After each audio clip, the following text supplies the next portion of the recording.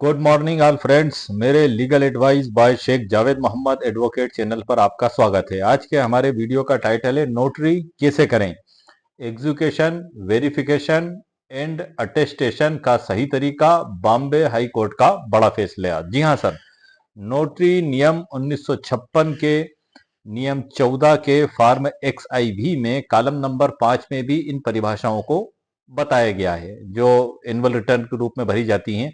और नोटरी नियम 1956 के नियम 10 में नोटरी वकीलों के द्वारा ली जाने वाली फीस में भी इन तीनों शब्दों को बताया गया है। जो कॉलम नंबर 11 में 5वें नंबर पे बताया गया है, इसकी परिभाषाओं को लेकर बड़ा कंफ्यूजन रहता है, तो उसको हम हाई कोर्ट के फैसले की नजर से देखेंगे कि बॉम्बे हाई कोर्ट ने क्या सख्त निर्देश नोटरी को दिए हैं और उसमें इसकी क्या व्याख्या की है। और उसकी सरल व्याख्या भी मैंने आपके लिए ई बुक PDF के अंदर तैयार करके रखी है, जिसकी जानकारी मैं आपको ई बुक PDF के अंदर से दूंगा। पहले मैं कॉलम नंबर 5 में जो शब्द बताए गए उनको पढ़ के मैं बता रहा हूं सर, आप ध्यान से सुनिएगा। वेरीफाइंग, ऑथेंटिकेटिंग और सर्टिफाइंग और attesting the execution of any instrument. इसमें 3 शब्द बताए गए हैं। किसी लिखित के निष्पादन का सत्यापन, अधिप्रमाणन, प्रमाणन या अनुप्रमाणन। तो ये कुल 3 शब्द हैं जिनको हम बॉम्बे उच्च न्यायालय का जो एक बड़ा ही महत्वपूर्ण फैसला है 14 जून 1991 का है। प्रताप राय, त्रिम्बकल राय मेहता बनाम जयंत नेमचंद शाह और अन्य, इसके पैरा क्रमांक 11, 12 और 13 में विशेष तौर से नोटरी के अटेस्टेशन के बारे में बताया गया है। इन तीनों शब्दों के बारे में भी पूरी व्याख्या उसकी की गई है। तो आगे की जानकारी सर मैं आपको ई बुक PDF के अंदर से देता हूं। आइए लेट्स गो।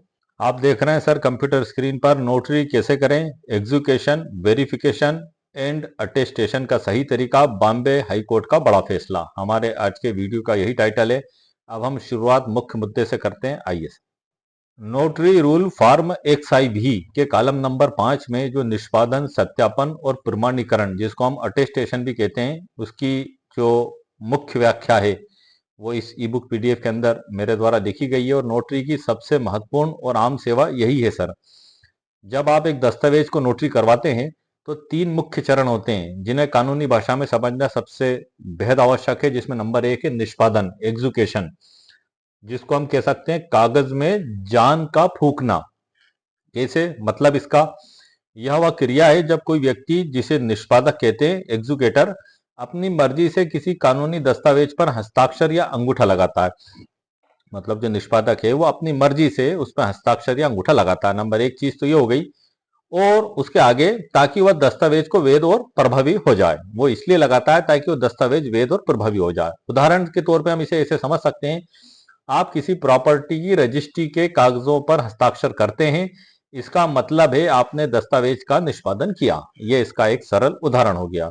सरल व्याख्या इसकी क्या हुई सर, मैंने इस कागज को पढ़ा और मैं इसकी शर्तों से सहमत हूं, इसलिए मैंने इस पर हस्ताक्षर किए। ये उसकी इंटरप्रिटेशन है, उसके अंदर छुपा हुआ भावार्थ है। तो ये हो गया सर हमारा एग्जीक्यूशन।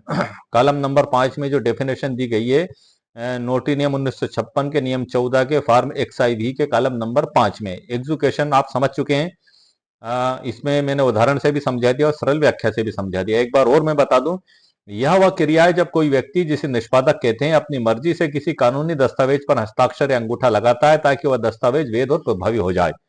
अब हम देखते हैं सर इसका सत्यापन, अधिप्रमाणन, जिसको वेरीफाइंग ऑब्लिक ऑथेंटिकेटिंग भी कहते हैं। ये भी कॉलम नंबर 5 में दिया गया है और नोटरी वकीलों को अक्सर ये कार्य करना ही पड़ता है।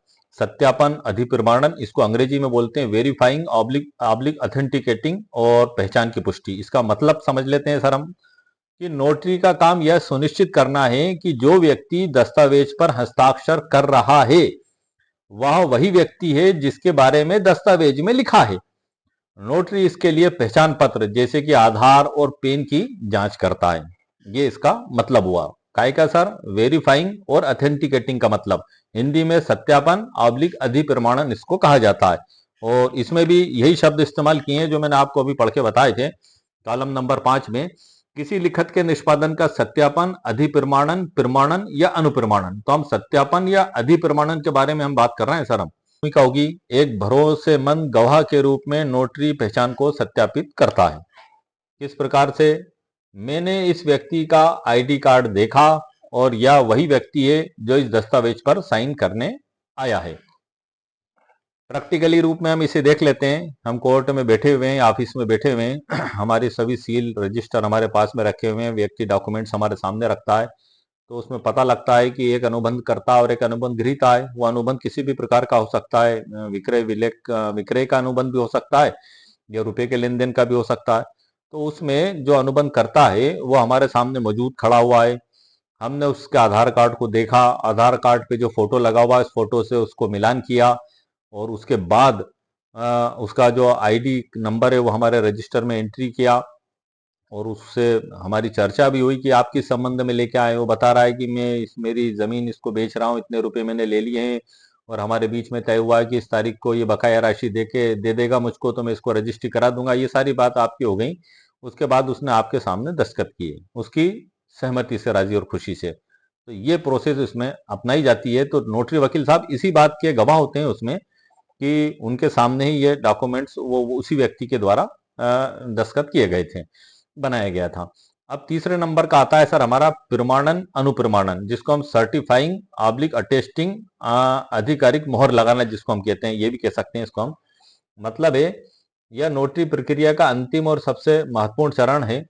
नोटरी अपनी आधिकारिक मुहर जिसको हम सील कहते हैं और हस्ताक्षर के साथ यह प्रमाणित करते हैं तीन चीजें। नंबर एक, निष्पादक मेरे सामने उपस्थित हुआ। नंबर दो, मैंने उसकी पहचान सत्यापित की। नंबर तीन, उसने मेरे सामने दस्तावेज पर हस्ताक्षर किए। उदाहरण से समझ लेते हैं इसको हम सर। नोटरी शपथ पत्र एफिडेविट पर अपनी मोहर लगाता है और नीचे लिखता है executed and attested before me. सरल व्याख्या, हाँ, यह काम हस्ताक्षर मेरी देखरेख और मेरी उपस्थिति में हुआ है और मैं इसकी कानूनी सत्यता की गारंटी देता हूं। इसी उसमें जो हमारा बॉम्बे हाई कोर्ट का सर जो मामला है, अब हम उस पर चर्चा कर लेते हैं। हमने ये जो उदाहरण के साथ जो परिभाषा समझी है, तो बॉम्बे उच्च न्यायालय का फैसला है। ये बॉम्बे हाई कोर्ट का फैसला है सर 14 जून 1991 को प्रताप राय, त्रिभंक लाल मेहता बनाम जयंत नेमचंद शाह और अन्य। और ये वही फैसला है सर जिसकी हमें तलाश थी।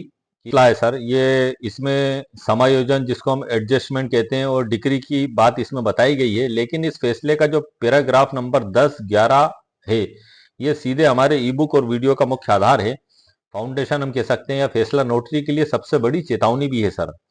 इस जजमेंट के वो हिस्से जो साबित करते हैं कि यह नोटरी के कलम नंबर 5 एग्जीक्यूशन, वेरिफिकेशन और अटेस्टेशन से ही संबंधित है। उसमें नंबर 1 है अटेस्टेशन की पहचान। अब हम सर हाई कोर्ट के नजर से इसको देख रहे हैं। इसके जो पेरा है मैंने 10, 11, 12 कॉपी पेस्ट भी इसमें कर दिए हैं, वैसे के वैसे ही जो जजमेंट में लिखे हुए हैं। लेकिन उसकी सरल व्याख्या मैंने उदाहरण के साथ आपको समझाने के लिए की है। पहले मैं वो बता देता हूं, उसके बाद उस जजमेंट के वो पेरा को भी मैं आपको पढ़ के बता दूंगा। जजमेंट तो पूरा काफी लंबा है, 15-20 पेज का, लेकिन मुख्य पॉइंट मैं आपको के लिए निकाल कर लाया हूं। क्योंकि काफी नोटरी एडवोकेट्स के बारे सामने ये प्रॉब्लम भी थी कि ये इसके आखिर मीनिंग और अर्थ क्या है। हालांकि मैंने पहले वीडियो बनाए लेकिन उसमें इसको शॉर्ट में समझाया था, लेकिन ये मुख्य फोकस के साथ मैंने ये इस वीडियो को बनाया है। तो इसमें सर जो जजमेंट में बताया गया, जजमेंट का पैराग्राफ 10 उसका अंतिम हिस्सा, उसमें कोर्ट ने कहा है नोटरी को अपने किसी परिचित अधिवक्ता से पक्षकार की पहचान करानी होगी और इस प्रमाण के रूप में दोनों के हस्ताक्षर लेने होंगे।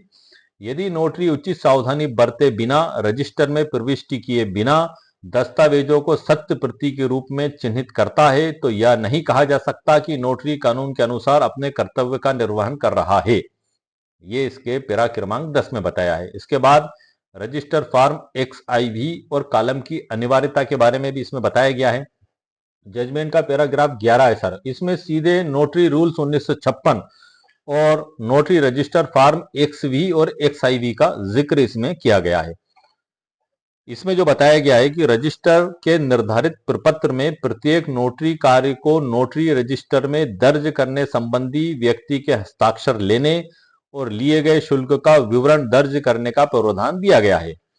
यह कहना सही नहीं है कि रजिस्टर में प्रविष्टि करना आवश्यक नहीं है। यह इसके पैराग्राफ 11 में सर बताया गया है।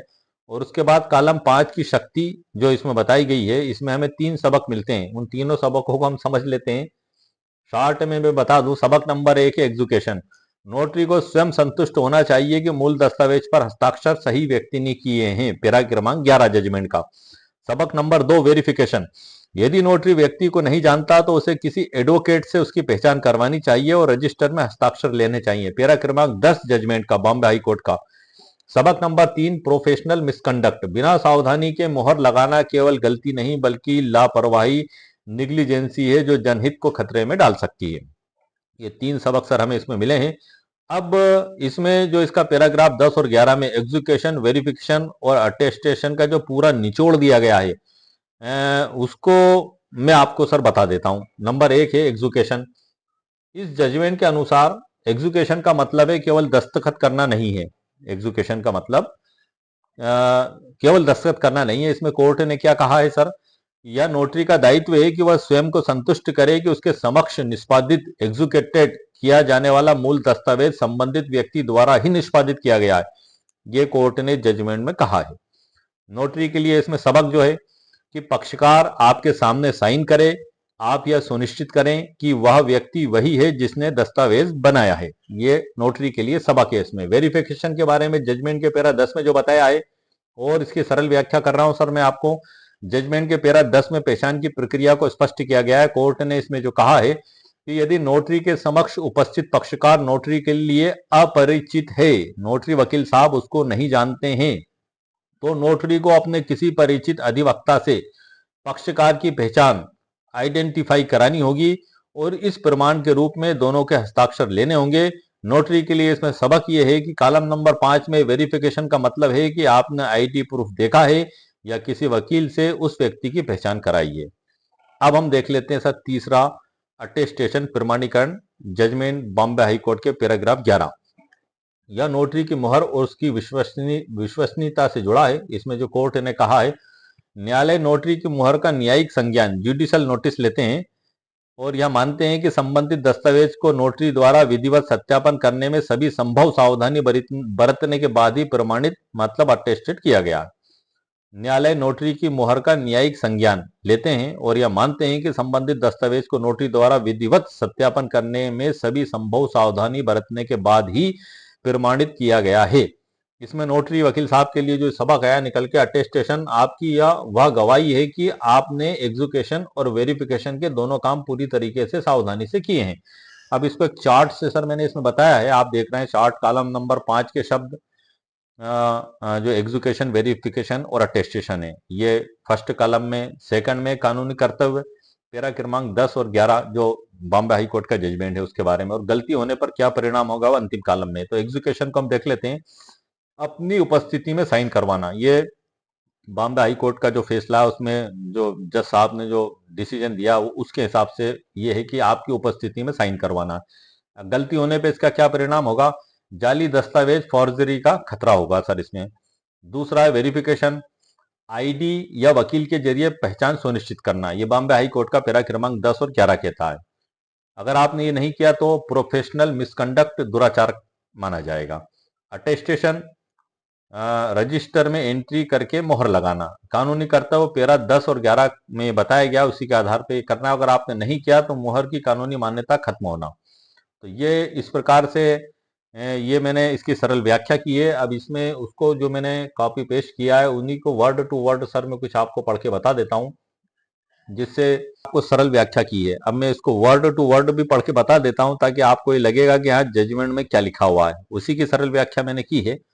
10वें पैरा में श्री सोनावणे वर्ष 1964 में महाराष्ट्र बार काउंसिल द्वारा अधिवक्ता के रूप में नामांकित हुए और वर्ष 1986 में महाराष्ट्र सरकार द्वारा नोटरी नियुक्त किए गए। श्री सोनावणे ने अपने साक्ष्य में कहा कि वे ना तो वादी को जानते थे और ना ही प्रतिवादियों को।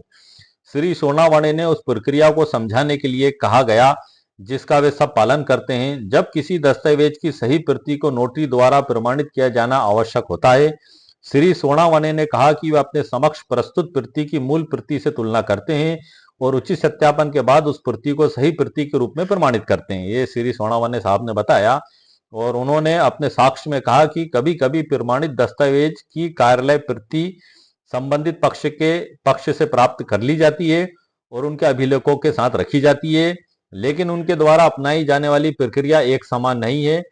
श्री सोनावणे ने स्वीकार किया कि इस मामले में उन्होंने विवादित दस्तावेज की सही प्रति के रूप में पृष्ठांकन करते समय उसकी एक प्रति प्राप्त नहीं की थी और न ही अपनी नोटरी कार्य के संबंध में कोई अभिलेख अपने पास रखा था।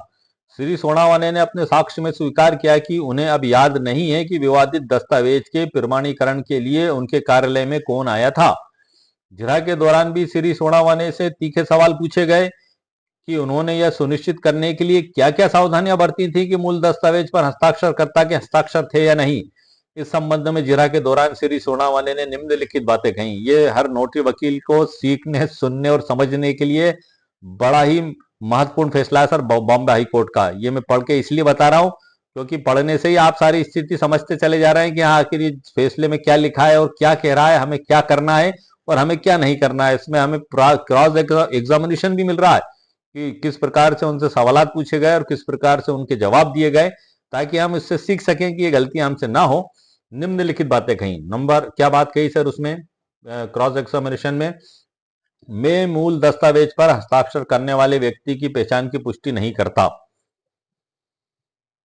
बड़ी गंभीर बात है सर। यदि किसी अन्य व्यक्ति ने किसी अन्य पक्ष के नाम पर मूल दस्तावेज पर हस्ताक्षर किए हैं तो मैं यह निश्चित रूप से नहीं कह सकता कि यदि किसी अन्य व्यक्ति ने किसी अन्य पक्ष के नाम पर मूल दस्तावेज पर हस्ताक्षर किए हैं तो मैं यह निश्चित रूप से नहीं कह सकता कि दस्तावेज पर हस्ताक्षर करने वाले व्यक्ति की सही पहचान क्या है। ये दूसरी स्थिति आई सर, इसमें ये उन्होंने बताया। अब इसमें आगे जो बताया, श्री सोनावाले ने अपनी जिरह के दौरान यह भी कहा कि दस्तावेज को सही प्रति प्रमाणित करने से पहले उन्होंने प्रस्तुत की गई प्रति की तुलना मूल दस्तावेज से की और यह पता लगाया कि क्या मूल दस्तावेज पर अधिवक्ता और संबंधित पक्ष के हस्ताक्षर थे और क्या प्रति मूल दस्तावेज के समान थी। ये उन्होंने पता लगाया।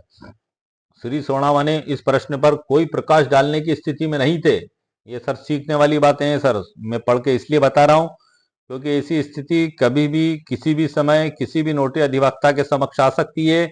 और मेरा वीडियो बनाने का मकसद यही है कि आप उस चीज को पहले ही देख लें, सुन लें और समझ लें। अब आप ध्यान से सुनिएगा, जो इसमें आगे बताया गया बड़ी महत्वपूर्ण बात है जो इसमें बताया गया है। श्री सोनावाने इस प्रश्न पर कोई प्रकाश डालने की स्थिति में नहीं थे कि मूल दस्तावेज कहाँ था या वास्तव में उस पर किसके हस्ताक्षर किए थे। श्री सोनावाने ने स्वीकार किया कि उन्होंने मूल दस्तावेज पर हस्ताक्षर करने वाले व्यक्ति की पहचान के बारे में कोई सावधानी नहीं बरती। इस मामले में यह प्रश्न हमेशा उठ सकता है कि क्या सही व्यक्ति ने मूल दस्तावेज पर हस्ताक्षर किए थे। कानून नोटरी की मोहर का न्यायिक संज्ञान लेता है। सामान्य तौर पर दस्तावेज की नोटरीकृत प्रति की प्रमाणिकता के बारे में प्रारंभिक अनुमान लगाया जा सकता है।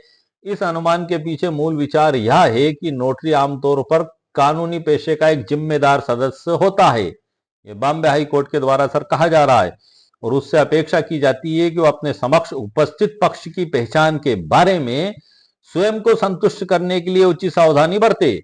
ये नहीं कि आया दस्तावेज लगाया ठप्पा और हमने दे दिया, चाहे वो हमारे सामने मौजूद है या नहीं।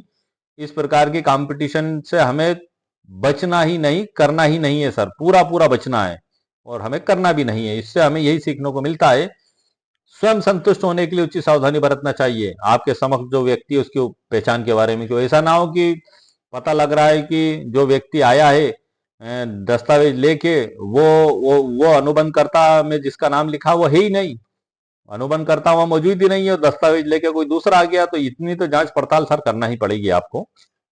यदि नोटरी के समक्ष उपस्थित पक्षकार नोटरी के लिए अपरिचित है तो नोटरी को अपने किसी परिचित अधिवक्ता से पक्षकार की पहचान करानी होगी और इस प्रमाण के रूप में दोनों के हस्ताक्षर लेने होंगे। पावर ऑफ अटॉर्नी और अन्य दस्तावेजों की नोटरीकृत प्रतियां बैंकों, न्यायालयों और अन्य सार्वजनिक संस्थानों में जमा की जाती हैं। यदि नोटरी उचित सावधानी बरते बिना, नोटरी रजिस्टर में कोई प्रविष्टि किए बिना, निष्पादक की पहचान करने वाले अधिवक्ता के हस्ताक्षर लिए बिना, अन्य उचित एहतियात बरते बिना दस्तावेजों को सत्य प्रति के रूप में चिन्हित करता है तो यह नहीं कहा जा सकता कि नोटरी कानून के अनुसार अपने कर्तव्य का निर्वहन कर रहा है। बड़ी चेतावनी भरे शब्दों में इसमें लिखा है सर, सद्भावना का अर्थ उचित सावधानी और सतर्कता। यदि श्री सोनावाने के साक्ष्य को न्यायालय द्वारा यथावत माना जाए तो यह उनकी ओर से उचित सावधानी और सतर्कता की पूर्ण कमी को दर्शाता है। यह हाईकोर्ट ने कहा है सर। यह कहना सही नहीं है कि नोटरी अधिनियम नियम और निर्धारित प्रपत्र में नोटरी रजिस्टर में दस्तावेज को सत्य प्रति के रूप में प्रमाणित करने की नोटरी प्रक्रिया की प्रविष्टि के लिए कोई प्रावधान नहीं है। मतलब आप ये नहीं कह सकते, क्या नहीं कह सकते कि नोटरी रजिस्टर में ऐसे कोई प्रावधान ही नहीं है। क्या प्रावधान नहीं है? हाईकोर्ट ये कह रहा है कि अगर कोई ये कहता है, कोई भी नोटरी वकील, कि वो साहब उसमें तो प्रावधान ही नहीं है, तो हाईकोर्ट ने स्पष्ट कर दिया। यह कहना सही नहीं करके एक बार फिर पढ़ देता हूं इस लाइन को सर में। यह कहना सही नहीं है कि नोटरी अधिनियम, नियम और निर्धारित प्रपत्र में नोटरी रजिस्टर में दस्तावेज को सत्य प्रति के रूप में प्रमाणित करने की नोटरी प्रक्रिया की प्रविष्टि के लिए कोई प्रावधान नहीं है। इस आदेश के बाद अनुच्छेद में नोटरी अधिनियम 1952 और नोटरी नियम 1956 के प्रावधानों पर चर्चा की गई। 9 अगस्त 1952 को भारत के राष्ट्रपति ने संसद द्वारा पारित नोटरी अधिनियम 1952 को स्वीकृति प्रदान की। आवश्यक अधिसूचना जारी होने और सरकारी राजपत्र में प्रकाशित होने के बाद यह अधिनियम 14 दिसंबर 1956 को लागू हुआ। इस अधिनियम के पारित होने से पहले भारत सरकार को प्रक्रिया में लिखित अधिनियम की धारा 138 और 139 के तहत नोटरी पब्लिक नियुक्त करने का अधिकार प्राप्त था, जिसका सीमित उद्देश्य उक्त अधिनियम के अंतर्गत नोटरी के कार्यों का निष्पादन करना था। उक्त अधिनियम के पारित होने से पहले इंग्लैंड में मास्टर ऑफ फैकल्टीज भी भारत में सभी नोटरी संबंधी कार्यों के निष्पादन के लिए नोटरी पब्लिक नियुक्त करते थे। उक्त अधिनियम की धारा 3 केंद्र सरकार को किसी भी विधि व्यवसाय या किसी अन्य व्यक्ति को पूरे भारत या उसके किसी भाग के लिए नोटरी नियुक्त करने का अधिकार देती है। उक्त धारा राज्य सरकार को भी किसी विधि व्यवसाय या अन्य व्यक्ति को जो निर्धारित योग्यताएं रखता हो राज्य के भीतर नोटरी के रूप में कार्य करने के लिए नियुक्त करने का अधिकार देती है। नोटरी कार्यों में मूल दस्तावेजों की सही प्रतियों के रूप में दस्तावेजों की प्रतियों को प्रमाणित करना शामिल है। नोटरी अधिनियम 1952 की धारा 15 बड़ी महत्वपूर्ण है सर। इस पे मैंने काफी वीडियो बनाए, मेरे चैनल पर अपलोडेड हैं, आप देख सकते हैं। धारा 15 केंद्र सरकार को अधिनियम के उद्देश्यों को पूरा करने के लिए नियम बनाने का अधिकार देती है, जिसमें किसी भी नोटरी कार्य को करने के लिए नोटरी को देय शुल्क निर्धारित करना और नोटरी द्वारा रखे जाने वाले रजिस्टर के प्रारूपों और उनमें दर्ज किए जाने वाले विवरणों को निर्धारित करना शामिल है। धारा 15 द्वारा प्रदत्त शक्तियों का प्रयोग करते हुए नोटरी नियम 1952 के तहत केंद्र सरकार ने आवश्यक नियम बनाए हैं और नोटरी नियम 1956 के नियम 10(1) में यह निर्धारित है कि प्रत्येक नोटरी मूल दस्तावेजों की सही प्रतियां प्रमाणित करने के लिए निर्धारित दर पर शुल्क लेगा। नोटरी नियम 1956 के नियम 10 में दिया हुआ है। उक्त नियम के नियम 11(9) में प्रावधान है कि प्रत्येक नोटरी अपने द्वारा प्राप्त शुल्क और प्रभारों की रसीद जारी करेगा। इस पे भी सर मैंने स्पेशल वीडियो बनाया है जो मेरे चैनल पर अपलोडेड है, आप उसे देख सकते हैं। प्रत्येक नोटरी कार्य के लिए प्राप्त सभी शुल्कों और प्रभारों को दर्शाने वाला एक रजिस्टर भी रखेगा। उक्त नियम के नियम 12 में नोटरी की मुहर के उपयोग का प्रावधान है। उक्त नियमों के नियम 11(2) में स्पष्ट रूप से प्रावधान है कि प्रत्येक नोटरी निर्धारित प्रपत्र संख्या 15 में नोटरी रजिस्टर रखेगा। रजिस्टर के निर्धारित प्रपत्र में प्रत्येक नोटरी कार्य को नोटरी रजिस्टर में दर्ज करने संबंधी व्यक्ति के हस्ताक्षर लेने और लिए गए शुल्क का विवरण दर्ज करने का प्रावधान दिया गया। सब कुछ चला आ रहा है सर, आप ध्यान से सुनते जाइए। बॉम्बे हाई कोर्ट ने सारी व्याख्या कर दी है इसमें। इसलिए श्री सोनावणे द्वारा दिए गए कथन के अनुसार यह कहना सही नहीं है कि दस्तावेज की प्रति को मूल प्रति के रूप में प्रमाणित करने की प्रक्रिया के संबंध में नोटरी रजिस्टर में कोई प्रविष्टि करना आवश्यक नहीं है। यह हाईकोर्ट ने स्पष्ट कर दिया सर यहाँ पे आके। यदि उक्त प्रपत्र के 1 या 2 कॉलम लागू नहीं होते हैं तो भी शेष लागू कॉलमों को भरकर और प्रारूप को तदनुसार अनुकूलित करके उक्त रजिस्टर में प्रविष्टियां करना आवश्यक है। यह नोटरी का दायित्व है कि वह स्वयं को संतुष्ट करे कि उसके समक्ष निष्पादित किया जाने वाला मूल दस्तावेज संबंधित व्यक्ति द्वारा ही निष्पादित किया गया है या न कि किसी अन्य व्यक्ति द्वारा, किसी भिन्न व्यक्ति के नाम पर। यह जांच करना बहुत जरूरी है सर। यह नोटरी का दायित्व है कि वह सभी उचित पूछताछ करे, जिसमें नोटरी द्वारा परिचित किसी कानूनी व्यवसायी द्वारा किसी आम नागरिक की पहचान पर जोर देना भी शामिल है। यहाँ पे एक बात और समझ लें सर, जो मैं आपको फिर बता दूं, इसको मैं हाईलाइट कर देता हूं सर, काफी महत्वपूर्ण बात है। जो है कि यह जब तक नोटरी निष्पादक को व्यक्तिगत रूप से नहीं जानता तब तक नोटरी को धोखाधड़ी की संभावनाओं को कम करने के लिए किसी अधिवक्ता द्वारा निष्पादक की लिखित पहचान पर जोर देना चाहिए। ये इसमें स्पष्ट बताया है। आपने नोटरी संबंधी कार्यों के निर्वहन में नोटरी की लापरवाही तीसरे पक्ष के हितों और स्वयं जनहित को खतरे में डाल सकती है। लापरवाही, यदि दस्तावेज की प्रति की मूल प्रति से तुलना करने और मूल प्रति की प्रमाणिकता की प्रथम दृष्टया जांच करने में लगने वाला श्रम बहुत कम शुल्क के बदले में अधिक है, तो संबंधित व्यक्ति को नोटरी बनने की आवश्यकता नहीं है। सर बॉम्बे हाईकोर्ट के द्वारा क्या कहा जा रहा है, मतलब उसमें प्रमाणीकरण में जैसे 35 रुपए दी गई है, एफिडेविट की भी 35 रुपए फीस दी गई है, नोटरी नियम 1956 के नियम 10 में 35 रुपए दी गई है। तो बॉम्बे हाईकोर्ट क्या कह रहा है इसमें, ध्यान से सुनिए, एक बार और पढ़ देता हूँ, मैं इसको हाईलाइट कर देता हूँ सर। ये यहाँ से हाईलाइट कर रहा हूँ मैं, ये जो बॉम्बे हाई कोर्ट ने इसमें कहा है, ये मैंने हाईलाइट कर दिया, इसको येलो से भी कर दिया मैंने। यदि दस्तावेज की प्रति की मूल प्रति से तुलना करने और मूल प्रति की प्रमाणिकता की प्रथम दृष्टया जांच करने में लगने वाला श्रम बहुत कम शुल्क के बदले में अधिक है, तो संबंधित व्यक्ति को नोटरी बनने की आवश्यकता नहीं है। नोटरी, जिन्हें पूर्व में नोटरी पब्लिक के नाम से जाना जाता है, पूरे देश में उच्च दर्जा रखते हैं और न्यायालय नोटरी की मोहर का न्यायिक संज्ञान लेते हैं और यह मानते हैं कि संबंधित दस्तावेज को नोटरी द्वारा मूल प्रति से तुलना करने और निष्पादक तथा प्रमाणन के लिए नोटरी के समक्ष उपस्थित व्यक्ति की पहचान का विधिवत सत्यापन करने में सभी संभव सावधानी बरतने के बाद ही सत्य प्रति के रूप में प्रमाणित किया होगा, ये न्यायालय मानता है। इसका पैरा 12 है सर, अधिनियम और ऊपर लिखित नियमों के प्रावधानों को ध्यान में रखते हुए मैं इस मामले से संतुष्ट हूं कि गवाह सोनावाने ने दस्तावेज प्रदर्श P2 की प्रति पर अपेक्षित सावधानी बरते बिना अपने हस्ताक्षर और मोहर नहीं लगाई और दस्तावेज की एक प्रति भी अपने रिकॉर्ड में न रखना या नोटरी रजिस्टर में अपने पास आए व्यक्ति के हस्ताक्षर न लेना निंदनीय है। न्यायालय ने इसको निंदनीय बताया है। आप ध्यान से सुनिए सर, पंजाब उच्च न्यायालय ने फागूराम बनाम राज्य IR 1965 पंजाब 220 के मामले में यह माना था कि नोटरी का मुख्य कार्य उसके द्वारा किए गए कार्यों को प्रमाणिकता प्रदान करना है। यह इंग्लिश शब्द में समझ लेना सर आप इसको। उस मामले में नोटरी का कार्य एक भाषा से दूसरी भाषा में दस्तावेज के अनुवाद का प्रमाणीकरण था। यह माना गया कि नोटरी द्वारा शुल्क की रसीद जारी न करना और नोटरी नियम 1956 के नियम 11(9) के अनुसार रजिस्टर में शुल्क आदि का विवरण दर्ज न करना नोटरी की ओर से उल्लंघन है। ये इसको भी सर हाईलाइट कर देता हूँ, ये भी बड़ा जबरदस्त है क्योंकि काफी नोटरी वकील साहब ने इससे रिलेटेड काफी प्रश्न पूछे हैं, तो आपके सभी सवालों के जवाब सर आपको इसमें मिल रहे हैं। मेरा मकसद यही है पढ़ने का, क्योंकि इसमें सब कुछ ही आ चुका है सर। बॉम्बे हाई कोर्ट का बड़ा महत्वपूर्ण फैसला है ये, और इसमें सब कुछ ही आ चुका है जो मैंने आपको पढ़ के बताया, लगभग कुछ भी नहीं रहा सर इसमें। फिर पढ़ता हूँ सर ये महत्वपूर्ण बात। यह माना गया है कि नोटरी द्वारा शुल्क की रसीद जारी ना करना, इस पे स्पेशल वीडियो बना चुका हूं सर मैं, नोटरी रसीद पे मेरे चैनल पर अपलोडेड है, उसकी ई बुक भी मेरे द्वारा लिखी गई है, उसी वीडियो के नीचे डिस्क्रिप्शन बॉक्स में उसका ई बुक भी मौजूद है।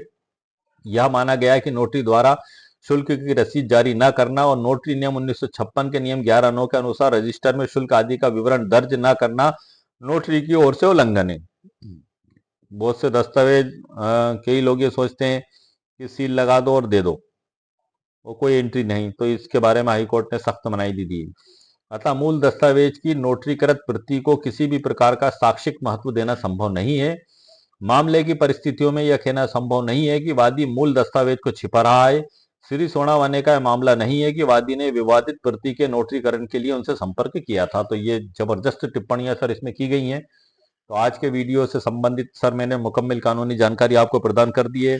और जो कॉलम नंबर 5 है, फॉर्म 1 का नोटरी नियम 1956 का किसी लिखत के निष्पादन का सत्यापन, अधिप्रमाणन, प्रमाणन या अनुप्रमाणन करना, इसको अंग्रेजी में लिखा हुआ है वेरीफाइंग, अथेंटिकेटिंग, सर्टिफाइंग और attesting the execution of any instrument. तो इससे इसमें आए हुए तमाम शब्दों की पूरी सरल व्याख्या बॉम्बे उच्च न्यायालय के जो फैसले के नजरिए से उस फैसले में जो बताया गया उसके आधार पर भी मैंने आपको समझा दी, सरल उदाहरणों के साथ भी सर मैंने समझा दिए। बॉम्बे उच्च न्यायालय का जो 14 जून 1991 का फैसला है, प्रताप राय, त्रिबंक लाल मेहता बनाम जयंत नेमचंद शाह और अन्य, ये इसी फैसले के अंदर से मैंने सर आपको जानकारी दी है और इसके पेरा को भी इसमें मैंने कर दिया है कॉपी पेस्ट। और इसी प्रकार से एक भारत के सर्वोच्च न्यायालय का भी फैसला है, M.L. अब्दुल जब्बार साहिब विरुद्ध वेंकटा शास्त्री 1969 का है। इसमें संपत्ति अंतरण अधिनियम की धारा 3 और अटेस्टेड की परिभाषा के बारे में सर इसमें बताया गया है। और वो उसमें कुछ महत्वपूर्ण अंतर भी बताए गए हैं कि पहचानकर्ता आइडेंटिफिटर ऐसा शब्द इस्तेमाल हुआ, उसमें पहचानकर्ता और अटेस्ट करता इसमें बड़ा ही सूक्ष्म अंतर बताया है। उसमें बताया है कि पहचानकर्ता सिर्फ पहचान करता है, वो उसका गवाह नहीं है।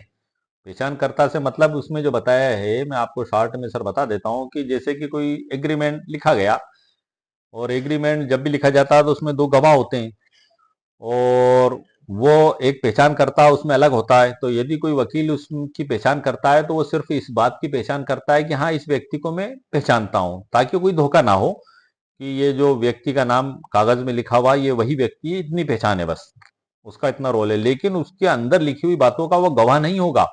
गवाह वही होंगे जो उसमें एग्रीमेंट में जो गवाह 1 और 2 करके लिखे जाते हैं, वो उसमें गवाह माने जाएंगे। तो ये मुख्य अंतर इस जजमेंट में बताया गया है। इस पे मैं आपके लिए स्पेशल वीडियो फिर कभी बनाऊंगा। तो आज के वीडियो में सर मैंने आपको मुकम्मल कानूनी जानकारी प्रदान कर दी है। ई बुक पीडीएफ से भी सर मैं आपको परिचित करा देता हूँ, पीडीएफ के अंदर से ही दी है। और इस ई बुक पीडीएफ में मैंने काफी महत्वपूर्ण जानकारियां भी लिखी हुई हैं, जैसे कि नोटरी वकील जो हैं फॉर्म XIV कैसे भरें, उसकी संपूर्ण जानकारी इस ई बुक पीडीएफ के अंदर मौजूद है।